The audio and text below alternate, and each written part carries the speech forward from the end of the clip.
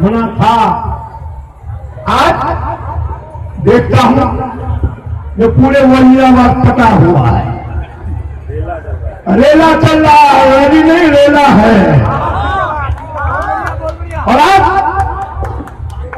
चाहे दिल्ली में कोई भी पोस्टर होर्डिंग लगा हो, चाहे मेघराज लगाया हो, चाहे सोलंकी लगाया हो, और चाहे खन्ना लगाया हो, चाहे गुरमीत लगाया हो, चाहे खान लगाया हो, हर बोर्ड पर देखता हूं छठ की शुभकामना देखता हूं। ये हमारी जीत है, ये हमारी जीत है। आज से 98 से पहले लोग कहते थे बिहारी छठ क्या मनाता है, छठ क्या होता है, लेकिन आज दिल्ली के लोग छठ मनाने के लिए मजबूर हो गया है। इससे